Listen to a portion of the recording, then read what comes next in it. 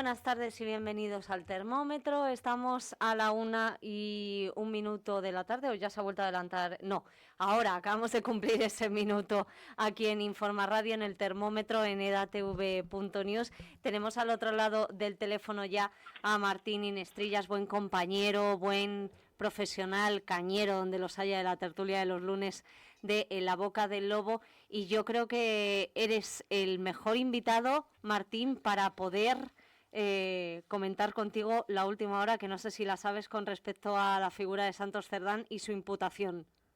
¿La Pues sabes? no, la verdad es que no, que me pillas de sorpresa. ¿Qué novedades hay? Venga, pues me encanta daros este tipo de noticias, porque vosotros sois muy críticos. Cuando digo vosotros me refiero por tus compañeros de tertulia los lunes Sí. en la Boca del Lobo, por cuanto sabéis de esa historia criminal y corrupta del Partido Socialista. Pues mira, imputación por parte de Leopoldo Puente, el magistrado del Tribunal Supremo, citándole a declarar el 30 de junio y autorizando a la Unidad Central Operativa de la Guardia Civil a investigar su patrimonio. Y te lo enlazo con, ahora mismo, bueno, creemos que lleva ya tiempo, la UCO investigando en Ferraz por la cuenta que quieren clonar por el correo de Santos Cerdán, el correo electrónico. Y también se ha dado orden a la Unidad Central Operativa a entrar en el Ministerio de Transportes y en ADIF para averiguar acerca de las contrataciones y adjudicaciones con el nombre de Isabel Pardo de Vera de por medio. ¿Qué te parece?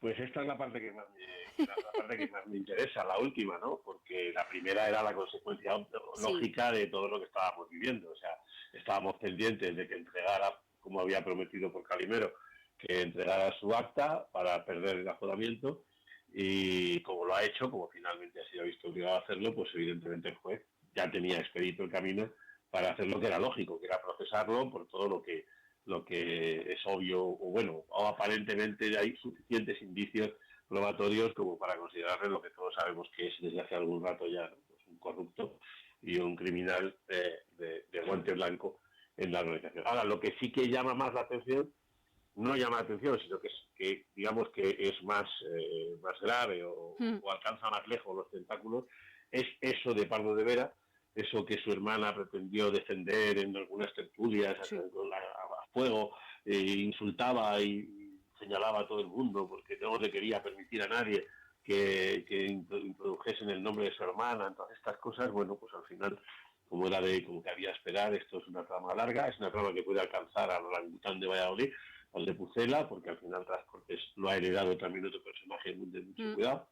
Y puede ser muy interesante, puede ser que ya no aguante más, es decir, ya no cabe seguir diciendo que yo no me he enterado, que me he enterado esta mañana, que son un par de garbanzos negros, pero ya no cabía hace rato, pero obviamente cada paso que dan las unidades policiales y los jueces, pues más grave es el asunto, ¿no? Al final esto tiene que reventar por algún sitio, y mi única duda es si alcanzará a reventar de verdad como régimen o solo como partido.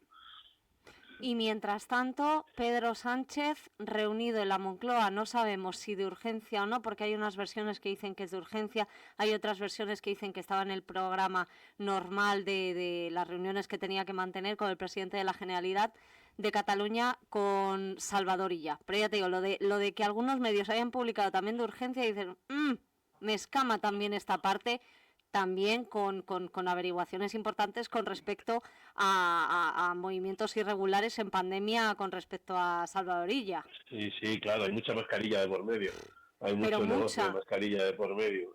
Aquí el más tonto hacía relojes de cuco con el tema de las mascarillas, desde Canarias hasta Madrid, pasando por Barcelona. No ha habido socialista que se precie que no haya tenido un negocio socialista y no socialista, pero en este caso nos tenemos que ocupar de los que están en este momento en el candelero, y efectivamente no ha habido socialista con poder que no haya aprovechado que el Pisuerga pasaba por Valladolid, valga la redundancia, para hacer negocio con las mascarillas. Y sí, es probable. Yo creo que esas reuniones tienen nada más que obedecer a algo que hay detrás, y es que hasta los socios de gobierno, los más sinvergüenzas y los que más se jodan en esto, porque al final se trata de seguir teniendo cogido por salvarse la parte al señor presidente, hasta eso se están dando cuenta de que esto no se sostiene, de que ya el Gabriel Rufián le ha pegado un par de cornadas, de que el Aitor ya le ha pegado otro par de cornadas, bueno, está tratando de sujetar los caballos en los distintos sitios a ver hasta dónde llega, pero porque tiene pinta de que esto no se soporta, que eso de los 2 años más de legislatura va a ser difícil de soportar. Va a ser difícil. ¿Y qué piensa Martín Inestrillas? ¿Va a ser difícil? ¿Cómo será? ¿Cómo será esa forma? ¿Habrá elecciones? ¿Cogerá el No lo sé. Falcon? Claro, es que todo depende hasta dónde llegue, porque coger el Falcon sería un punto más, que es decir, la salpicadura llega más arriba de lo que yo preveía, ¿no? Y esa salpicadura, todos estamos convencidos, pero no deja de ser nuestra convicción, de que obviamente no se para en el segundo nivel del partido, en el segundo nivel más extenso posible, porque va desde la Chiqui Montero hasta Salvadorilla, pasando por sus secretarios generales, pasando, o sea, que es un nivel. No son 2 o 3 garbanzos, es un segundo nivel absolutamente consolidado en la denuncia obvia de corrupciones y corruptelas de distinto tamaño. Estamos viendo estos días que también están saliendo a la luz algunos asuntos muy turbios de la hoy candidata andaluza, pero todavía en el gobierno. Y estamos viendo cómo eso está extendiéndose. Y si eso es así, a mí no me cabe ninguna duda de que más allá del aforamiento que Sánchez sí que tiene, y además creo que el suyo, da igual incluso que se disuelvan las Cortes, en funciones y tal, también creo que estaría aforado, el suyo es un caso más grave, porque tarde o temprano eso puede llegar a salpicar. Esa sería la del Falcon, efectivamente esa sería la del Falcon, o la de la avioneta, da igual, porque cogería algún otro mecanismo para alargarse. Al fin y al cabo todos ellos tienen nacionalidad dominicana y tramitan todo esto como si fuera un paraíso fiscal, aquello, de hecho lo que es para ellos un paraíso fiscal. ¿Se iba a aguantar o no? Va a depender de sus socios. Sus socios al final les importa un carajo lo que pasa en España, porque todos ellos son enemigos de España, todos son enemigos de España, pero les importa un carajo. Solo está en liza el hecho de que les venga mejor un gobierno que otro. Si no estuvieran absolutamente convencidos de que con Feijóo también tienen cogido a Feijóo por las pelotas, porque es así, y van a conseguir de Feijóo lo mismo que están consiguiendo de Sánchez, si no estuvieran convencidos de eso, aguantará el gobierno socialista. Si, como yo sospecho, ese es un caso que se resuelve en 10 minutos de conversación entre Feijóo, Aitor, Puig y alguno de estos, pues no aguantará, porque esto no se sostiene. ¿Sabes? No hay forma de seguir poniendo cara de cínico y diciendo que no te enteraste de nada, no se sostiene, se tiene que derrumbar por su propio pie. Yo lo que lamento es que, insisto, no se derrumbe todo el régimen y solo se derrumbe la pata izquierda del régimen, nada más. Bueno, es que tú lo has mencionado bien, porque también hay investigaciones que nos remiten a esa información de hoy estamos a 20, hace un par de días, decían en algunos diarios como La Gaceta que la UCO confirma grabaciones de Koldo, que grababa a todo Correcto. el mundo, nadie lo sabía y allí campaba tranquilamente a sus anchas, implicando a decenas de políticos de Partido Popular y Partido Socialista, que soy ya, y a empresas adjudicatarias. Pero Partido Claro. Popular también está ahí. Por supuesto que sí, por supuesto que sí. La corrupción en este país es regimentalista, forma parte estructural del régimen de 78. Se ha construido así, se ha hecho así, se ha hecho para que gobiernen las élites, unas élites que se van turnando desde hace 2 siglos en España, se van turnando con distinto nombre, pero en el que no caben otras alternativas porque son rápidamente aplastadas, desdibujadas, insultadas o convertidas en bulos o en extremas, ¿no?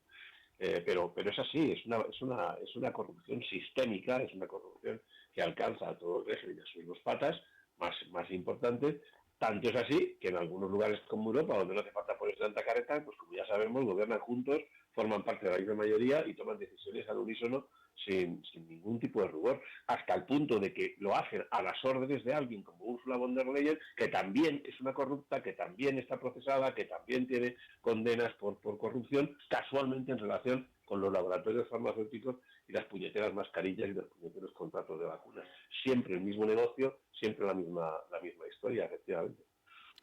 Martín, yo estoy encantada de analizar contigo la actualidad, pero es verdad que hace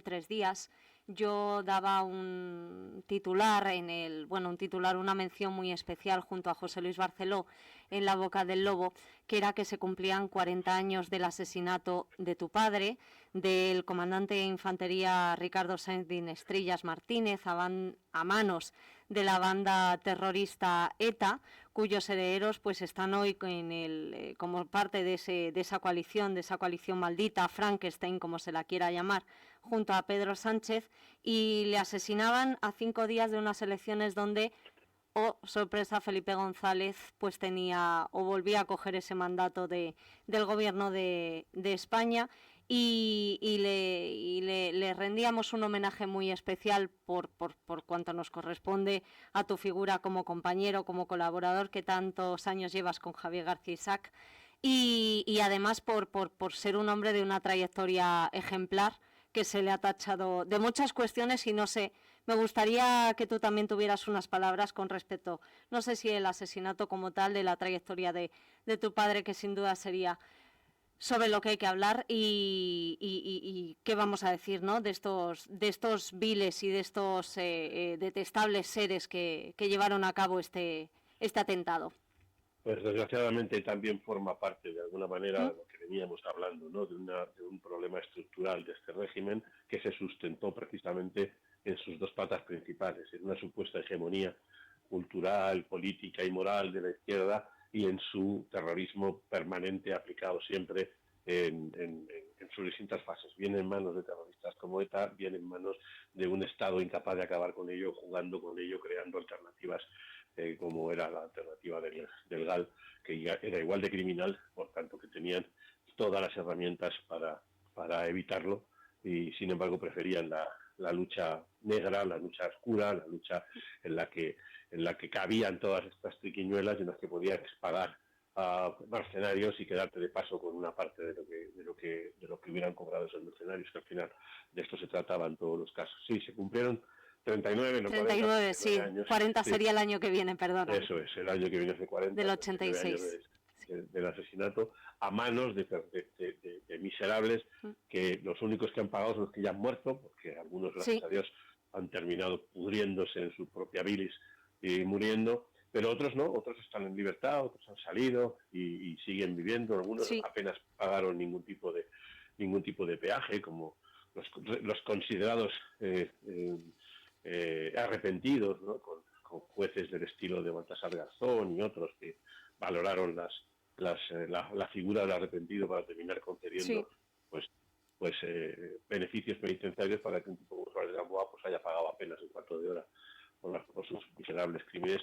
Y no nos olvidemos de un comando sanguinario como ningún otro, que fue el Comando Madrid, que no solo se llevó por delante a mi padre, a Pedro Coronel Restero o al soldado Casillas, sino que se llevó por delante a 17 o 18 muertos más, caídos más, miembros de las fuerzas y cuerpos del Estado, del Ejército, e incluso civiles, como ocurriera, por ejemplo, con un americano en la plaza de los Delfines, ¿no?, un americano civil que pasaba por allí y que también se convertiría de facto en español por la gracia de ETA, ¿no?, porque al final, cuando uno muere por una causa, aunque sea involuntaria, pues reciben el derecho de ampararla, ¿no?, y de ser amparado por esa causa.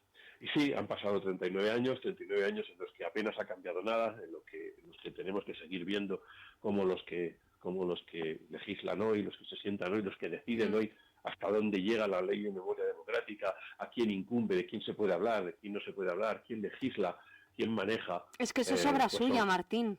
Son todos ellos los mismos, efectivamente. Tú mencionabas, llegaron, casualidad, como digo, 5 días después al gobierno de asesinar a mi padre. Sí, lo hicieron todas las veces. Si no había un tren en Atocha, había un asesinato en Madrid, y si no, cualquier otro elemento que sirviera efectivamente para torcer, para cambiar, para manipular y perpetrarse, porque no es que se queden, es que se perpetran, no se perpetúan, se perpetran en el poder, y lo hacen así, como está haciendo agarrado con uñas y dientes a no soltarse, porque saben que su final es o estar en el poder o acabar en un talego, porque esa es la que les correspondería. Sí, han pasado 39 años de lucha, una lucha que yo siempre he dicho que que no se nos corresponde a nosotros, que no es un tema personal, que no es un tema de familia, que por supuesto lo vivimos de una forma determinada, sino que son 39 años de unos atentados que se llevaron por delante españoles en el cumplimiento de su deber, españoles en la defensa de una causa, en la defensa de una bandera, en la defensa de un uniforme y en la defensa de una cultura. Españoles a los que ni como padre o como hijo en este caso, ni como simplemente español, algunos podemos olvidar, ni queremos olvidar, ni nos vamos a permitir el lujo de olvidar, claro. Bueno, fíjate que ayer mencionábamos también el atentado del Hipercor de Barcelona, que ese también tuvo su enjundia. También, sí, también. Todos. No hay ninguno que lo haya tenido. Yo siempre he contado que lo que más me molestaba de aquella época y lo que más me entristecía era precisamente algunas de las frases que parecían más inocentes, ¿no? Aquellas frases que significaban podía haberme tocado a mí, ¿no? Que en realidad era un canto a decir qué suerte he tenido, no ha pasado nada, pero que dentro encerraba algo mucho más grave, ¿no? Encerraba el que la sociedad española consideraba entonces y probablemente considera hoy, por eso da por zanjado el asunto como si no hubiera pasado nada, consideraba que si no te salpicaba, que si no era tu familia, que si no era alguien próximo, que si no te llegaba a manchar, no te había tocado a ti, ¿no? Y ese es el problema, que sí nos había tocado, fueran o no nuestros padres, nuestros hermanos, nuestros hijos, nuestras madres o nuestros compañeros, sí nos había tocado. Nos había tocado porque contra quien estaban atentando era contra España, contra cada uno de nosotros por el mero hecho de ser españoles, no porque se tratara además de fulano o de mengano. Y mientras no se entendiera que los golpes terroristas se estaban dando al pueblo español en su conjunto, que si no te había dado, si no te había salpicado, no te había tocado a ti, pues estábamos hablando de no haber comprendido nada, ¿no? De haber entendido que era un tema personal, de los militares esos raros, de los policías esos raros, que se lo deben merecer todo porque va en su sueldo, como también se decía en muchas ocasiones, ¿no? Hoy el abandono, el olvido, hoy la separación el intento de agotar esa vía en la que se nos recuerda la memoria democrática de hace 100 años, pero se olvidan lastimeramente la de hace 15, pues obedece a eso, ¿no? Obedece a la cobardía del pueblo incapaz de responder, incapaz de sentirse intimidado o de sentirse relacionado con aquello porque no era su padre, no era su hijo, no era su hermano o lo que fuera, ¿no? Esa es la tristeza. Fíjate que estos días, con motivo precisamente de lo de mi padre, en la calle donde se produjo el atentado, ¿sí? había un rombo puesto por el Ayuntamiento de Madrid hace muchos años, en el que se recordaba a las tres víctimas de aquel punto. Fue una iniciativa que instó una de las asociaciones de víctimas del momento y que fue amparada por el Ayuntamiento de Madrid, y en algunos lugares yo creo que en todos, por lo menos el intento era ese, en los lugares donde se habían producido atentados se fueron colocando unas placas azules de testas tipo municipal, sí, donde se recordaba el nombre y el motivo de las... Y el motivo, sí, efectivamente, pues ya no está. Hace un par de meses estaba, tuve la oportunidad de volverla a ver y de fotografiarla, donde vivía mi padre entonces, donde vivíamos todos, en la avenida de Manzanares, y hace 3 días, cuando he estado de nuevo, pues ya no está. Alguien supersticiosamente la ha quitado, quiero pensar que no haya sido el ayuntamiento, pero supongo que son esas cosas que molestan, ¿no? Que a uno le recuerden permanentemente que hubo un momento de la historia que aún no ha terminado, puesto que están sentados en el poder. Congreso y en el poder, que hubo un momento de la historia en que las cosas se resolvieron a base de tiros, a base de bombas, a base de romper vidas.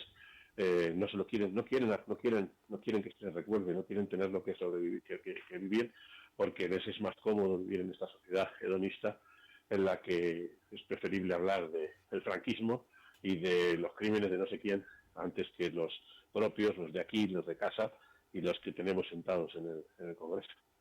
Yo fíjate que es que me cuesta mucho trabajo ver a a cualquiera de ellos, pero bueno, por retratar esa imagen quizás en una figura concreta ahora mismo, que es la cabeza visible, que es Arnaldo Otegi, porque bueno, sí, Merche Ipurúa también tiene lo suyo, pero Arnaldo Otegi es, son todos el mal personificado, pero él tiene un punto de encima de decir, es que lo estás viendo a través de su cara, decir cómo lo hemos conseguido, llegar hasta Bueno, donde... lo estás viendo y está documentado. Es decir, que Arnaldo Otegi ha sido el secuestrador. O sea, no es una cosa que le atribuyas, no, es que ha sido el secuestrador de varios de las personas que han sido secuestradas por ETA durante todos aquellos años. El otro día tuve la oportunidad de asistir, mi hija se ha licenciado en su segunda carrera en criminología, y el padrino de la promoción, casualmente yo no sabía quién iba a ser,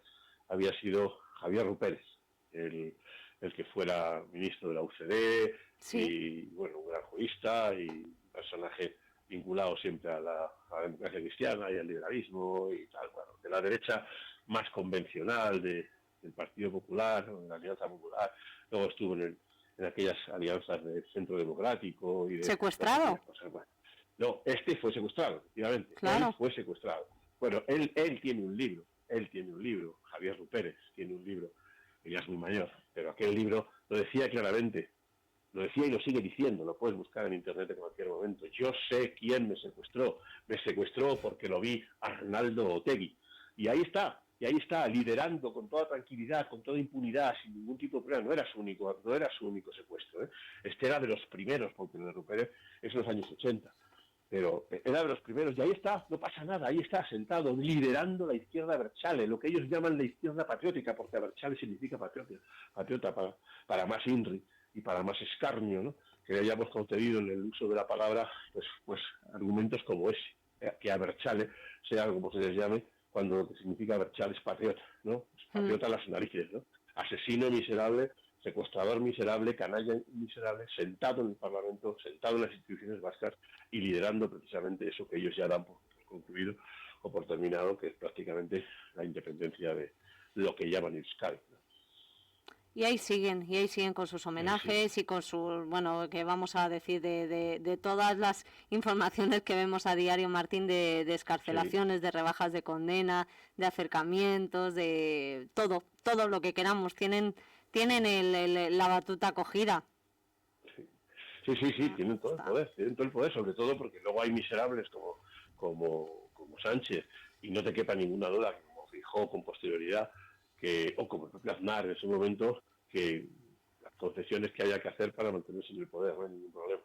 Solamente subsisten y existen precisamente porque los partidos sistémicos, los Claro, dos grandes partidos del poder, han hecho todas las concesiones necesarias para claro. seguir agarrándose al poder con su ayuda, y las frases míticas esas, las que hemos oído siempre, le he sacado más en 10 minutos de conversación que en 10 años de legislatura, las hemos oído todos, ¿verdad? Y las tenemos todos en la memoria, hablando precisamente de lo que un PNVista le sacaba a un líder popular o viceversa, porque son válidas para los dos grandes partidos del régimen de 78. Les queda lo que siempre han perseguido, que es la independencia, porque incluso hasta las competencias en seguridad hay partes de las que también se han conseguido a la Policía Autonómica, a la Chancha, bueno, y tú fíjate que si no hubiera sido por el trabajo, lo de tu padre sucedió en Madrid, pero si no hubiera sido Sí, por el trabajo que han desempeñado las fuerzas y cuerpos de seguridad, concretamente la Guardia Civil en País Vasco, en Vascongadas, sí. pues seguramente hubiera habido bastantes más muertos de los que se produjeron.